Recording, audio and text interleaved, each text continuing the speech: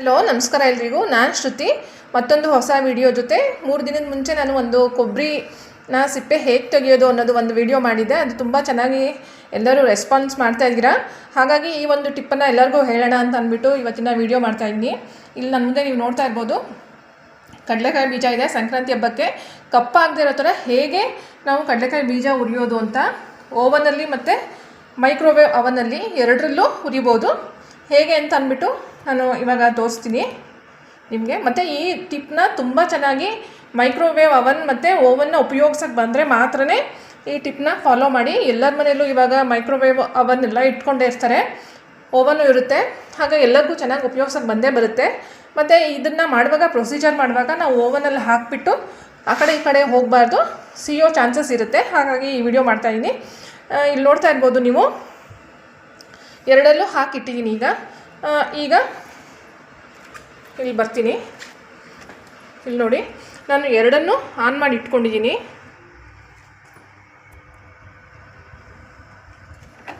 ಓವನ್ನು on ಮಾಡಿದ್ದೀನಿ. ಇವಾಗ ಇದನ್ನು ಎರಡನ್ನೂ ನಾವು ಇವಾಗ ಅಲ್ಲಿ ಇಡೋಣ. ಎಷ್ಟು ಡಿಗ್ರಿಯಲ್ಲಿ ಹಾಕಿದ್ರೆ ಕರೆಕ್ಟಾಗಿ ಫ್ರೈ ಆಗುತ್ತೆ, ಕಪ್ಪಾಗದೇ ಇರೋ ಥರ ಆಗುತ್ತೆ ಅನ್ನೋದನ್ನ ನಾನು ತೋರಿಸ್ಕೊಳಕ್ಕೋಸ್ಕರ ಈ ವಿಡಿಯೋ ಮಾಡ್ತಾಯಿದ್ದೀನಿ. ಇಲ್ಲಿ ನೋಡಿ, ಇವಾಗ ಇದಕ್ಕೆ ಹಾಕಿದ್ದೀನಿ ಇಲ್ಲಿ. ಮತ್ತು ಇದು ಗಾಜಿನ ಪಾತ್ರೆಗಿರೋದು. ಗಾಜಿನ ಪಾತ್ರೆ ಮೈಕ್ರೋವೇವ್ ಸೇಫ್, ಅದನ್ನೇ ಹಾಕಬೇಕಾಗತ್ತೆ ನಾವು, ಬೇರೆದು ಹಾಕಬಾರ್ದು. ಮೈಕ್ರೋವೇವ್ ಸೇಫ್ ಎಲ್ಲರೂ ಇಟ್ಕೊಂಡಿರ್ತಾರೆ, ಅದರಲ್ಲೇ ಉರಿಬೇಕು. ಈ ಪ್ಲೇಟ್ ಮೇಲೂ ಹಾಕ್ಕೊಳ್ಬೋದು ನಾವು ಬೇಕಾದರೆ. ಈಗ ಎಷ್ಟು ನಿಮಿಷಕ್ಕೆ ಸೆಟ್ ಮಾಡೋಣ ಅಂತ. ಮೇಲ್ಗಡೆ ಓವನ್ ಇದೆಯಲ್ಲ, ಇದು ಬೇಗ ಫ್ರೈ ಆಗಿಬಿಡುತ್ತೆ, ಬೇಗ ಹುರಿಬೋದು. ಇದರಲ್ಲಿ 3 ನಿಮಿಷ 4 ನಿಮಿಷದಷ್ಟರಲ್ಲಿ ಇದು ಫ್ರೈ ಆಗಿಬಿಡುತ್ತೆ. ಇದು ನಿಮಗೆ ಒಂದು 15ರಿಂದ 20 ನಿಮಿಷ ತೊಗೊಳುತ್ತೆ. ಇದರಲ್ಲಿ ಇದು ಲೇಟಾಗಿ ಆಗುತ್ತೆ ಈ ಪ್ರೊಸೀಜರು, ಇದು ಬೇಗ ಆಗುತ್ತೆ. ಹಾಗಾಗಿ ನೀವು ಒಂದು ಸತಿ ಆಫ್ ಮಾಡಿ ಪುನಃ ಅದರಲ್ಲಿ ಕೈ ಆಡಿಸಿ ನೋಡಿ, ಸಿಪ್ಪೆಲ್ಲ ಬರ್ತಾ ಇದೆಯಾ, ನೀಟಾಗಿ ಫ್ರೈ ಆಗಿದೆಯಾ ಅಂತ ಒಂದ್ಸಲಿ ಚೆಕ್ ಮಾಡ್ಕೊಳ್ಬೇಕಾಗತ್ತೆ. ಈಗ ನೋಡಿ, ಎರಡನ್ನೂ ನಾನು ಕ್ಲೋಸ್ ಮಾಡ್ತೀನಿ. ಕ್ಲೋಸ್ ಮಾಡಿ ಎಷ್ಟು ಡಿಗ್ರಿಗೆ ಸೆಟ್ ಮಾಡ್ತೀನಿ ಅಂತ ನೋಡಿ. ಇದು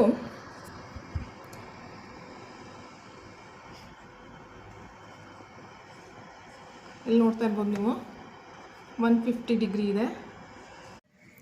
ಈಗ ನೋಡಿ, ಇಲ್ಲಿ ನಾನೀಗ ಎಷ್ಟು ಡಿಗ್ರಿಗೆ ಇಲ್ಲಿ ಸೆಟ್ ಮಾಡ್ತೀನಿ ಅಂತ ಇಲ್ಲಿ ತೋರಿಸ್ತಾ ಇದ್ದೀನಿ. ನಾನು ಇದನ್ನು ಬರೀ 3 ನಿಮಿಷಕ್ಕೆ ಸೆಟ್ ಮಾಡೋಣ.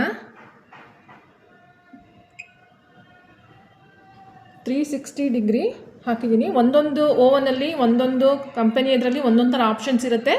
ನಿಮ್ಮ ಮನೆಗಳಲ್ಲಿ ಯಾವುದನ್ನು ಉಪಯೋಗಿಸ್ತೀರಾ ಆ ಥರ ಸೆಟ್ ಮಾಡ್ಕೊಳ್ಳಿ. ಇಲ್ಲಿ ನೋಡಿ, ಈಗ ಮೇಲೆ 3 ಮಿನಿಟ್ಸ್ಗೆ ಸೆಟ್ ಮಾಡ್ತಾಯಿದ್ದೀನಿ. ಸೆಟ್ ಮಾಡಿ ಸ್ಟಾರ್ಟ್ ಕೊಡ್ತೀನಿ.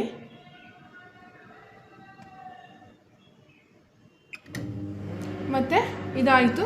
ಮತ್ತು ಇಲ್ಲಿ ಬರೋಣ. ಈಗ ಮೈಕ್ರೋವೇವ್ ಅವನ್ನ ಆನ್ ಮಾಡಿದ್ದೀನಿ. ಆನ್ ಮಾಡಿ ಇಲ್ಲಿ ನೋಡಿ ಸ್ಟಾರ್ಟ್ ಮಾಡ್ತಾಯಿದ್ದೀನಿ. ಈ ಮಾರ್ಕ್ ಇದೆಯಲ್ಲ, ಈ ಮಾರ್ಕ್ ಹತ್ರ ನಾವು ಇದು ಜೆಂಟಲ್ ಏರ್ ಫ್ರೈ ಆಗುತ್ತೆ, ಜೆಂಟಲಾಗಿ ಆಗುತ್ತೆ. ಇದರಲ್ಲಿ ಇದನ್ನು ಹಾಕಿದ್ದೀನಿ. ಮತ್ತು ಇಲ್ಲಿ ನೋಡ್ತಾ ಇರ್ಬೋದು ನೀವು, ಇಲ್ಲಿ 150 ಡಿಗ್ರಿಗೆ ಸೆಟ್ ಮಾಡೋಣ.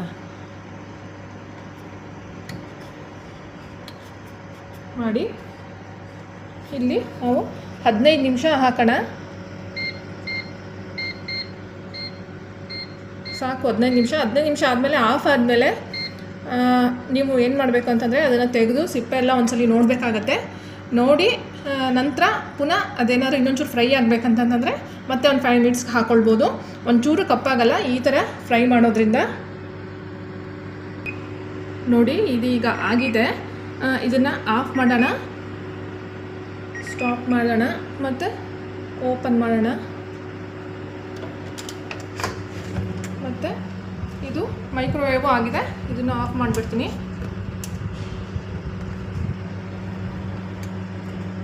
ಬಿಸಿ ಇರುತ್ತೆ, ಗ್ಲೌಸ್ ಹಾಕೋಬೇಕಾಗುತ್ತೆ. ಇದನ್ನು ತೆಗಿಬೇಕಾದ್ರೆ ನೀವು ತುಂಬ ಹೀಟ್ ಇರುತ್ತೆ, ಸ್ವಲ್ಪ ಹೊತ್ತು ಬೇಕಾದ್ರೆ ಬಿಟ್ಬಿಟ್ಟು ತೆಗಿಬೋದು. ನಾನು ಇವಾಗ ನಿಮಗೆ ತೋರ್ಸೋಕ್ಕೋಸ್ಕರ ತೆಗಿತಾ ಇದ್ದೀನಿ ಟ್ರೇನ.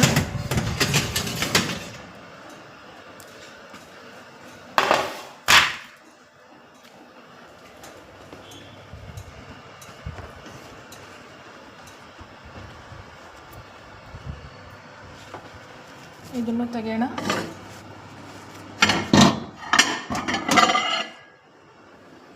ನೋಡಿ ಇವಾಗ ಯಾವ ಥರ ಫ್ರೈ ಆಗಿದೆ ಅಂತ ತೋರಿಸ್ತೀನಿ ನಾನು.